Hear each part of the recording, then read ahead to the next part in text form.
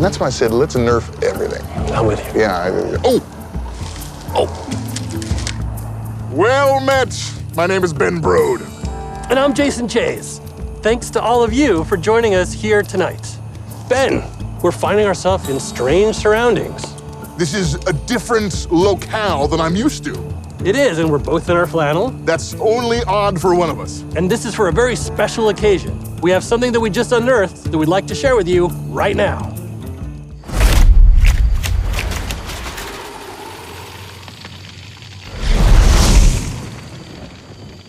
We're almost there. Quiet down, everyone. This is not like any of our previous expeditions. This will be far more ambitious. We're stepping into a land of primordial wonder. Infused with astonishing elemental energies. The plant life here holds very unusual properties. So don't touch anything. And while you may be excited to see the local fauna, you might want to make sure they don't see you. Because their powers of adaptation are devastating.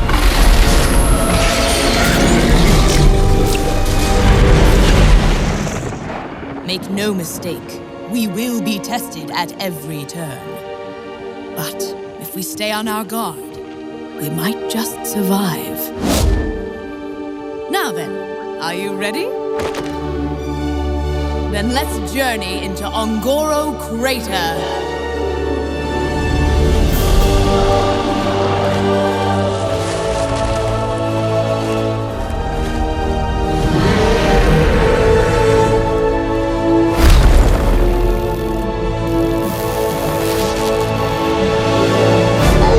Chayes. That was incredible. Hearthstone's newest expansion is Journey to Ungoro. Ungoro, as it turns out, is a pretty amazing place.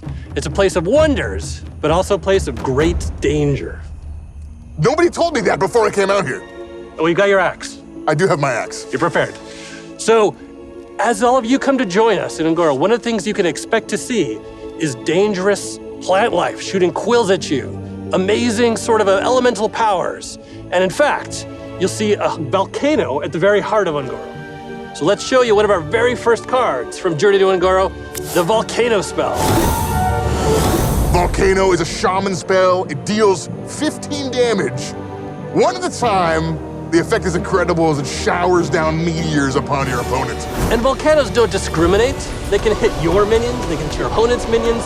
You want to be sure you're playing Volcano when you want to do maximum damage across the whole board. There's all kinds of elemental shenanigans happening in Ungoro Crater. Now, I know what you're thinking.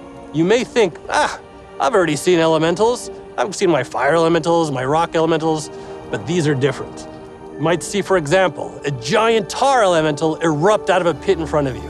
Or the new mage legendary minion, Pyros.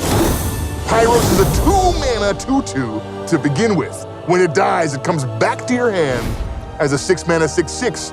And if you play it again and it dies again, it'll come back as a 10-mana 10/10. So it's almost like it keeps resurrecting over and over again. It's a lot like that. Elementals is a brand new minion type in Journey to Ungoro. You'll see many different types of elementals, and we're gonna change some of the minions from sets you already have seen to become elementals. So as it turns out, elementals is just the beginning of the creatures that wait for you in Ungoro Crater. What would Ungoro and a primordial world like this be like without the dinosaurs? Dinosaurs are everywhere in Ungoro Crater, but they've soaked up a lot of the primal energy in Ungoro Crater, and they've begun to adapt. Imagine a dinosaur that has now picked up the power of the elements around it for even greater effect. Check out this new card, Verdant Longneck. So adapt is the new keyword coming out with the Journey to Ungoro. With adapt, you'll be given the choice to pick from one of 3 different powers to upgrade your minion. Yeah, you never know what adaptations will be available to you, but you might see something like Flaming Claws, which gives a dinosaur +3 attack. Or if you're imagining your Verdalong wasn't big enough, imagine if it was upgraded with the massive adaptation, giving it the ability to taunt.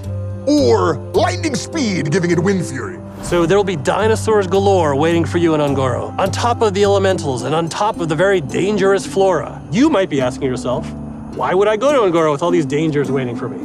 I've been asking myself that all night, but I think I know why. Why don't you tell us? There are secrets hidden in Ungoro Crater, and in fact, Elise Starseeker and her junior explorers are out in Ungoro Crater tracking them down right now. In fact, there's only one reason I can think of why they might be out on this adventure, and that's they're pursuing a quest. There's a brand new type of card in Journey to Ungoro, and that is the Quest card. Why don't we take a look at the first quest card, Awaken the Makers. Make no mistake, quests are incredibly difficult to complete. Imagine having to summon 7 different Death Rattle minions in the one game. Quests cost 1 mana. They start in your opening hand, and when you play them, you'll see them appear where your secrets normally appear. But these are a little different than normal secrets in that your opponent will be able to see the quest as well. And that's because the treasures and potential things waiting for you at the end of the quest are so powerful that it's something that your opponent will have visibility into as well. When you complete the quest, you get an incredible reward.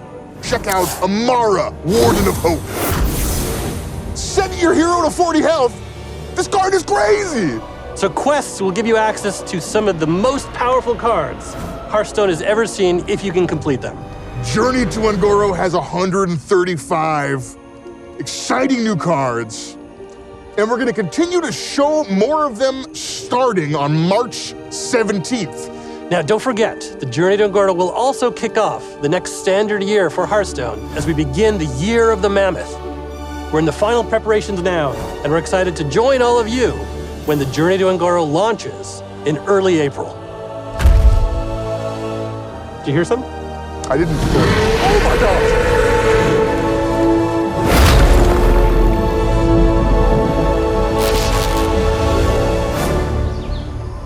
I want to pitch you this idea. What if we do an expansion made entirely of wisps?